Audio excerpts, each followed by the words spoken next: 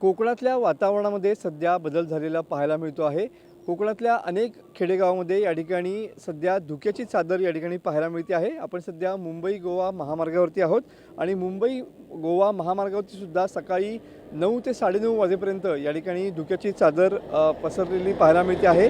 बंगालच्या उपसागरातील कमी दाबाच्या पट्ट्यामुळे कोकणातील हवामानामध्ये बदल होतील असे संकेत हवामान विभागाने दिलेले होते आणि त्याचमुळे पुढील काही दिवस आता कोकणात दाट धुकं या ठिकाणी पाहायला मिळणार आहे। कोकणातल्या अनेक घाटात सध्या धुक्याची चादर या ठिकाणी पाहायला मिळते आहे।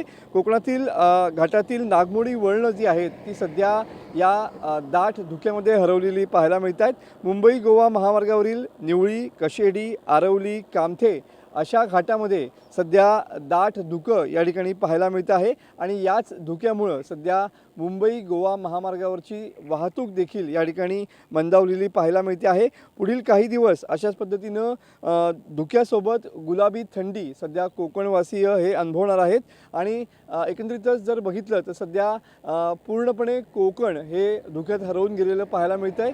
पूर्णपणे आल्हाददायक आणि गुलाबी थंडीचं वातावरण असं या ठिकाणी पाहायला मिळतं आहे आणि सध्या कोकणातली ही आकर्षक अशी घाटातली नागमोडी वळणं जी आहेत ती सुद्धा या धुक्यामध्ये हरवलेली पाहायला मिळत आहेत। कॅमेरामन समित गजनेसह मी मनोज लेले, TV9 मराठी, रत्नागिरी।